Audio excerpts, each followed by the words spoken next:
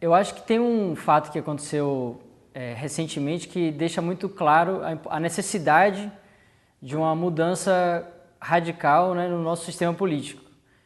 que é por onde eu queria começar, de junho de 2013, que a gente viu milhões de pessoas, né, muitos jovens, inclusive, indo às ruas, se queixando, né, das condições de vida mais diretas, né, a partir de uma pauta específica do transporte, mas certamente não se ateve só isso, né? Então, foi colocada a necessidade de uma melhor educação, de uma melhor saúde, melhor transporte, enfim, cada um foi levando, né, essas diversas bandeiras que, na verdade, e junto com tudo isso, estava junto bem forte um sentimento de não representação, né? Que as pessoas reclamando dos políticos, da forma do sistema político, falando que aquilo não representava eles. Então, o que a gente vê é que a prática de como está estruturado o nosso sistema político não permite que a população se sinta participando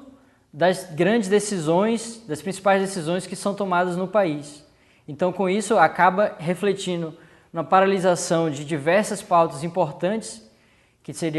mudaria as condições de vida mesmo da população, e que ficam paradas porque a forma como o Congresso hoje funciona, o Senado,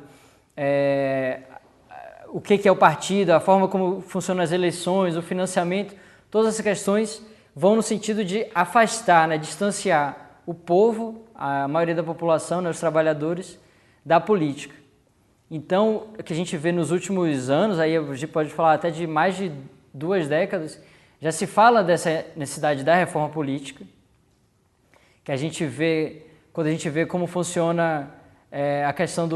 como é formado os partidos políticos, as coligações, o financiamento, a representação de bancada ruralista, bancada empresarial, bancada que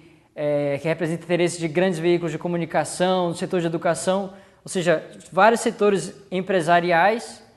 na maioria deles, e pouca representatividade de interesses dos trabalhadores. Só que o que acontece na prática a reforma política tem, pelas regras, né, como está na Constituição de hoje, ficaria a cargo dos próprios deputados, que são parte desse jogo e se beneficiam das regras para manter eles no poder, né, a maioria deles, financiados por grandes empresas, e acaba que na prática a reforma política não anda. Se faz a tentativa de mudar a discussão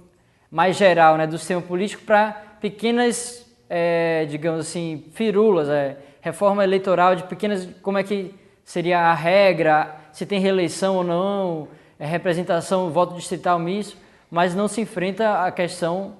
mais profunda de como está estruturado o sistema político. Primeiro, tem alguns dos elementos dessa reforma política vão no sentido de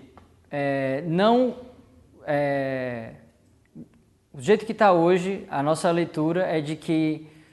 quem manda, quem decide na política é o poder econômico, né? Então a gente tem que fazer uma reforma que retire o poder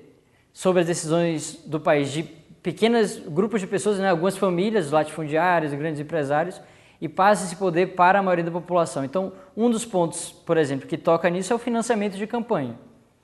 que é uma questão que hoje a maioria dos movimentos sociais, sindicais, partidos de esquerda se coloca contra esse financiamento de grandes empresas nas campanhas eleitorais. A gente tem hoje a realidade que um deputado federal, para ser eleito, tem que gastar pelo menos R$1 milhão,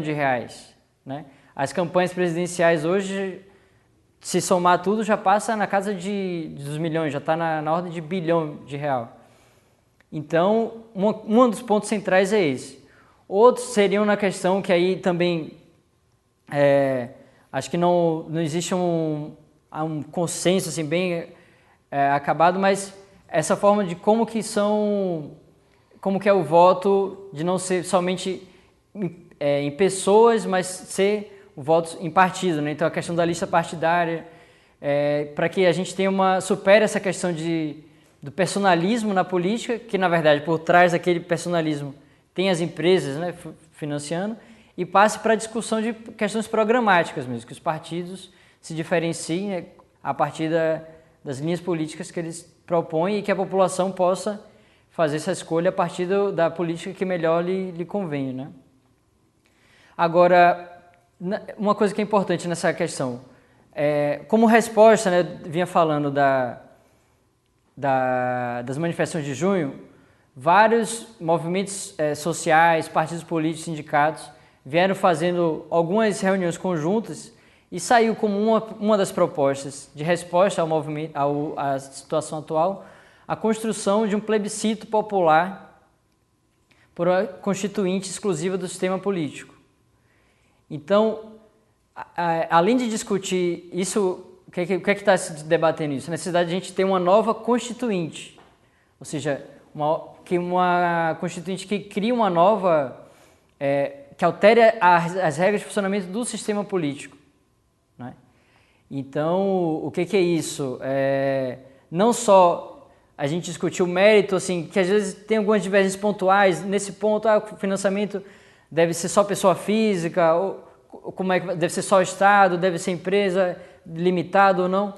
Além disso, a discussão é da forma de como que a gente consegue essa reforma política. Então, a conclusão